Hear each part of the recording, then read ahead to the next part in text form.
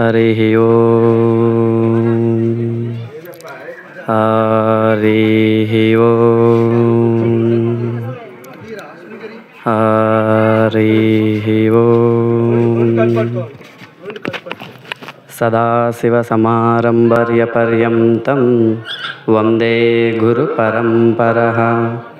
ఓం నమో బ్రహ్మాదిభ్యో బ్రహ్మ విద్యా సంప్రదాయకర్తృభ్యో వంశర్షిభ్యో మహభ్యో నమో గురుభ్యః.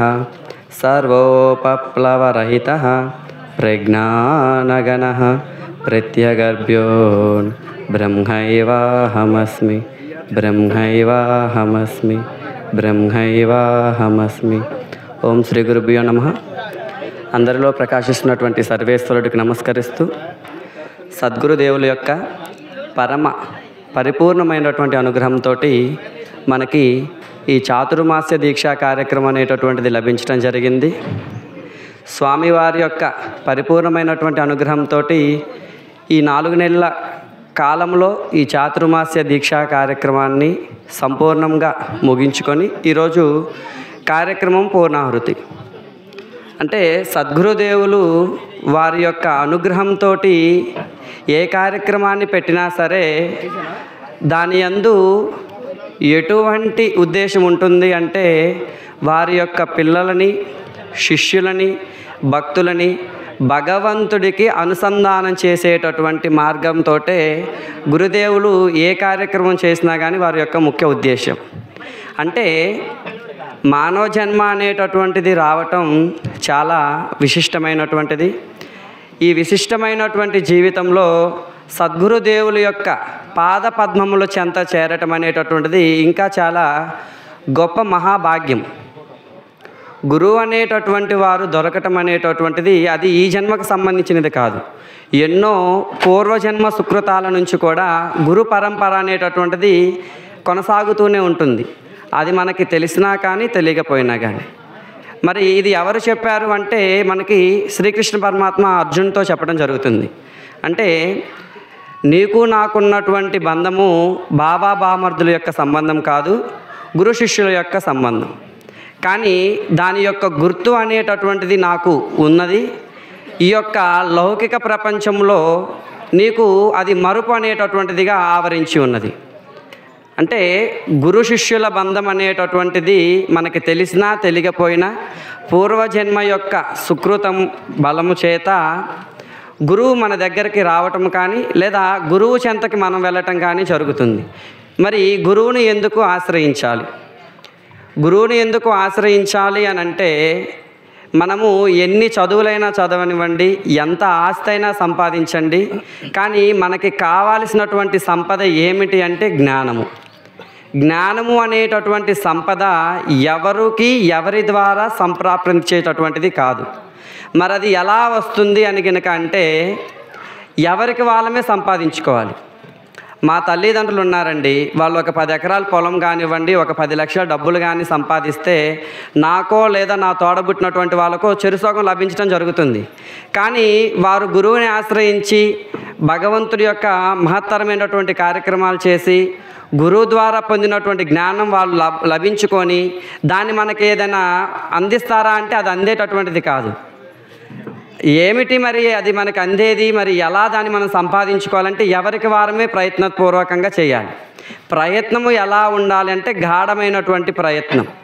అంటే సాధన యందు ఎక్కువగా మనసు అనేటటువంటిది నిమగ్నం చేసి గురువు చెప్పినటువంటి వాక్యాలని ఎప్పుడూ కూడా గుర్తుంచుకొని వాటి యందు మనం ఎప్పుడైతే మన సాధనపూర్వకంగా మనం సాధనలు చేస్తామో అప్పుడే ఆ జ్ఞానం అనేటటువంటిది రావటం జరుగుతుంది.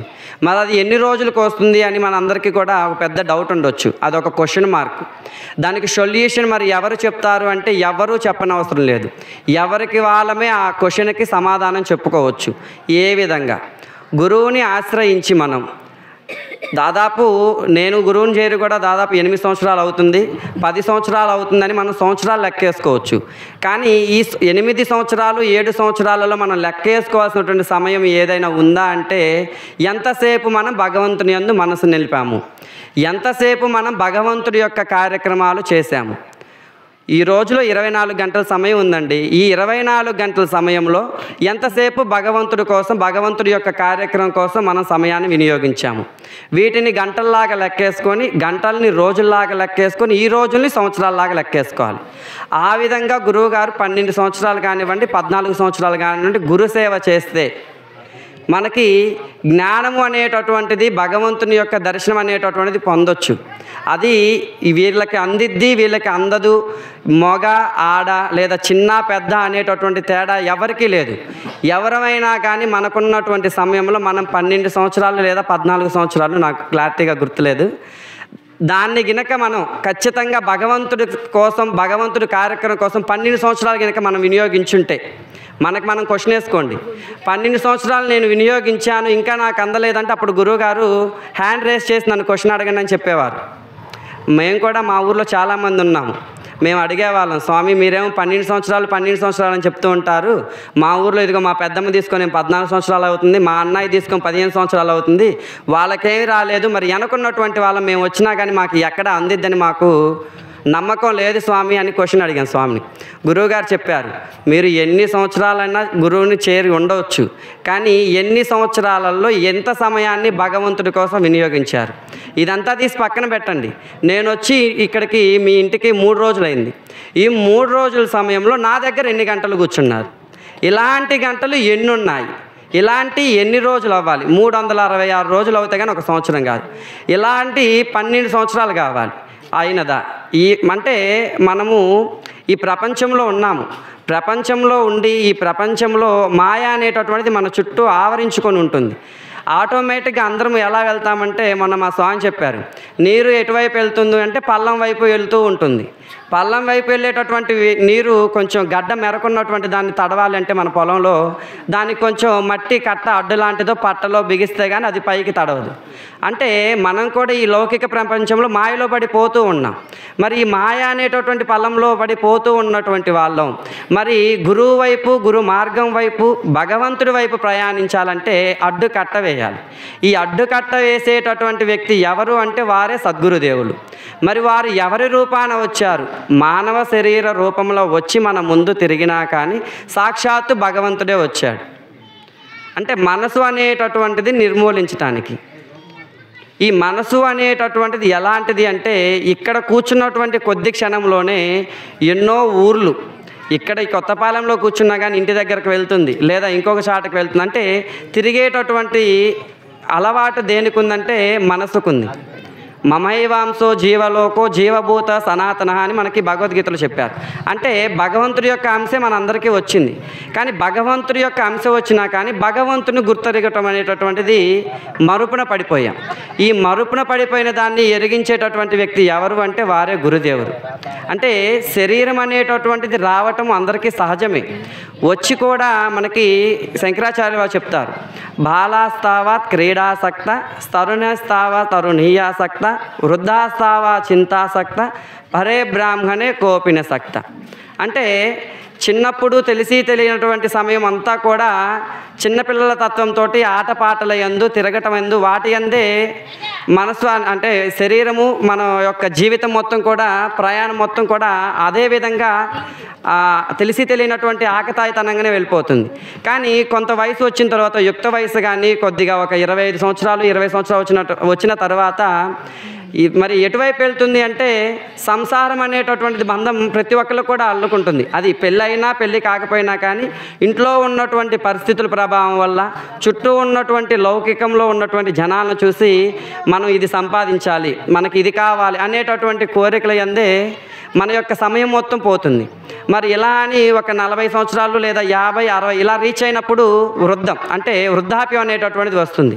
ఈ వృద్ధాప్యం వచ్చిన తర్వాత ఆటోమేటిక్గా కాళ్ళ నొప్పులని, కళ్ళు కనిపించకపోవటం అని, శరీరంలో బలం అనేటటువంటిది లేకుండా క్షీణించిపోయి ఏ పని చేయాలన్నా కానీ చేయలేం.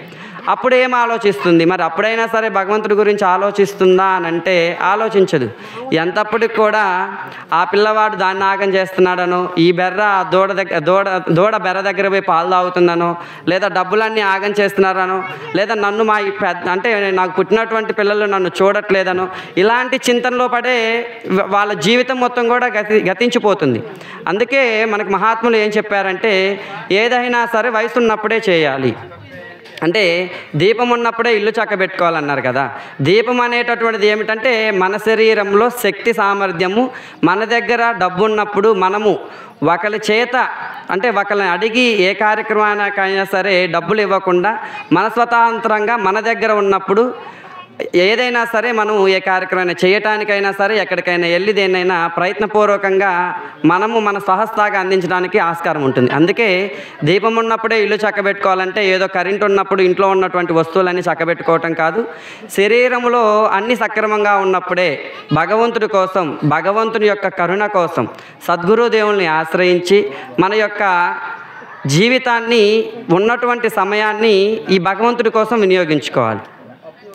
ఎప్పుడైతే మనం అందరం కూడా సద్గురుదేవులు చెప్పినటువంటి విషయాలను విని మన యొక్క జీవితాలన్నీ కూడా ఆ సద్గురు మార్గంలో ఆయన చెప్పినటువంటి మహత్తరమైనటువంటి వాక్యాలని మనం అందరం కూడా మననం చేసుకుంటూ ఈ సత్సంగత్యాలు, ఈ యొక్క కార్యక్రమాలు సద్గురుదేవులు మనకు అందించారు.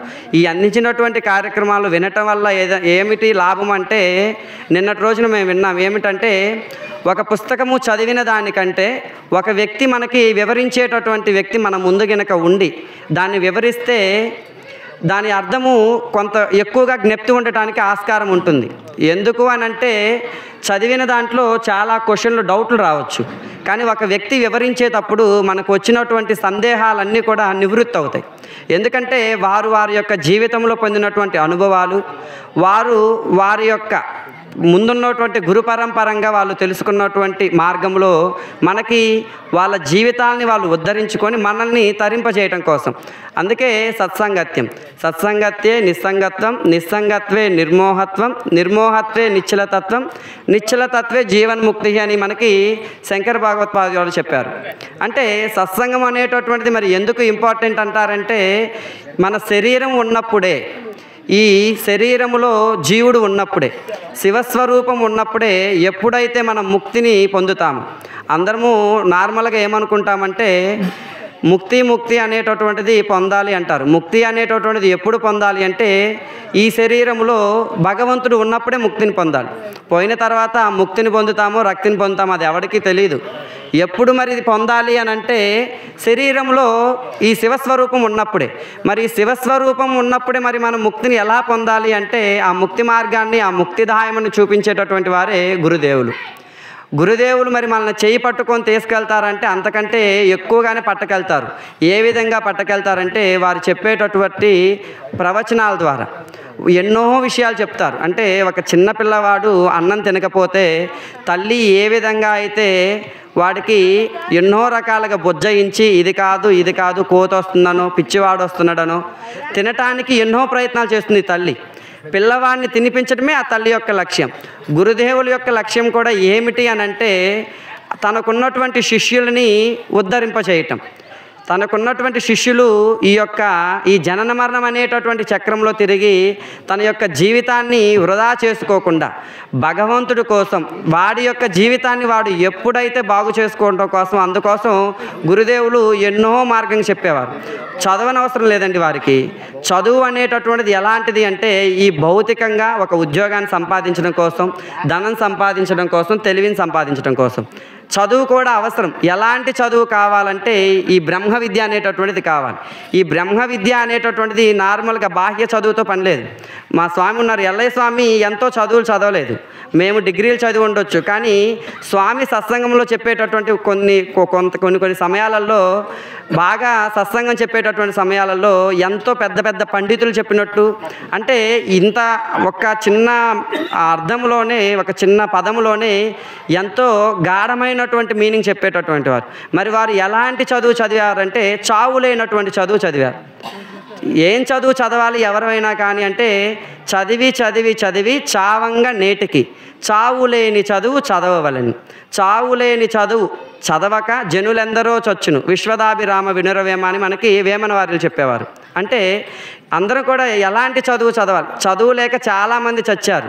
ఎలాంటి చదువు లేక అంటే ఈ బ్రహ్మ విద్య అనేటటువంటిది లేక, ఈ బ్రహ్మ విద్య అనేటటువంటి దాన్ని గురుదేవుల దగ్గర కూర్చొని వారి పాదముల యందు వారి ముఖస్థుగా వచ్చినటువంటి వాక్యాలని విన్నటువంటి వాళ్ళని, అంటే ఎన్నోసార్లు గురుదేవులు చెప్పారు, ఎదురుగానే కూర్చొని మేము విన్నాం, కానీ విన్నటువంటి వాటిని గుర్తుంచుకోక, ఎప్పుడైతే వాటిని గుర్తుంచుకొని ఎప్పుడైతే మన జీవితంలో జరిగేటటువంటి సమస్యలని వాటికి ట్రాలీ చేసుకుంటామో అప్పుడే మన జీవితం అనేటటువంటిది చాలా సుఖమయంగా కొనసాగుతూ ఉంటుంది.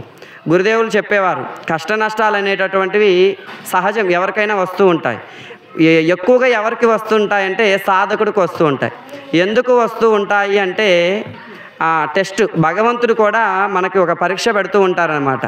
ఎందుకు అంటే సాధనలో నిజంగా నిలుస్తున్నట్టు నటిస్తున్నాడు అంటే మనం అనుకుంటాం మేము గురువుని ఆశ్రయించాము, గురువుని ఆశ్రయించిన తర్వాత మాకు గురువుగారు ఏది చెప్తే అదే, మేము గురువుగారు చెప్పినట్టే వింటూ ఉంటామని సహజంగా బాహ్య లౌకికంలో ఉన్నటువంటి అందరితోటి కూడా చెప్పడం జరుగుతూ ఉంటుంది. అలాంటి సమయంలో భగవంతుడు వీడు ఎంతవరకు నన్ను నమ్ముతున్నాడా లేదా అమ్ముకుంటున్నాడా అనేటటువంటి దాన్ని మనకి భగవంతుడు కొన్ని పరీక్ష రూపంగా కష్టాలు, లేదా పిల్లల ద్వారా చిన్న చిన్న కలహాలు, పంట ద్వారా నష్టాలు, వీటన్నిటిని కూడా భగవంతుడే అన్నిటినీ అందించడం జరుగుతుంది. ఎప్పుడైతే ఆ సమయంలో కూడా భగవంతుని యందు గాఢమైనటువంటి విశ్వాసాన్ని మనం మర్చిపోకుండా ఉంటామో అప్పుడు భగవంతుడు పెట్టినటువంటి పరీక్షలో మనం నెగ్గినట్టు. ఎందుకంటే ఉడికే అన్నానికి కింద మంట బాగా పెట్టినప్పుడు తొకతొక అని ప్లేట్ను కూడా కింద పడేటటువంటిగా ఎగిరి పడుతూ ఉంటుంది లోపల ఉన్నటువంటి నీరు బియ్యం. ఎందుకంటే అది ఆ ఉడుకుదొడుకులకు తట్టుకున్నప్పుడే లోపల ఉన్నటువంటి అన్నం అనేటటువంటిది పరిపూర్ణంగా ఉడుకుతుంది. లేదంటే ఆ అన్నం అనేటటువంటిది మధ్యలోనే ఇత్తులుగా కావడం జరుగుతుంది. అందుకే మనందరం కూడా సద్గురుదేవులు చెప్పినటువంటి వాక్యాలను విని ఎప్పుడైతే మనం కష్ట నష్టాలు వచ్చినా కానీ గురుగారి యందు నమ్మకం వేడకుండా మన యొక్క జీవితాన్ని పరిపూర్ణంగా కొనసాగించుకుంటామో అప్పుడే మన యొక్క జీవితాలు బాగుపడతాయి. ఎప్పుడు కూడా ఆ సద్గురుమూర్తి చెప్పినటువంటి విషయాల్ని ఎల్లవేళగా గుర్తు చేసుకుంటూ మనందరం మన యొక్క జీవితాల్లో ఆ సద్గురుమూర్తి సర్వేశ్వరుడు జగన్నాథుడి యొక్క కృప మనందరి మీద వెళ్ళవెళ్ళ ఉండాలని కోరుకుంటూ అఖండమైన భక్తి జ్ఞాన వైరాగ్యాల్ని ఆ సద్గురుమూర్తి మనందరికీ ఎల్లవేళ ప్రసాదించునుగాక. హరి ఓం తత్సత్.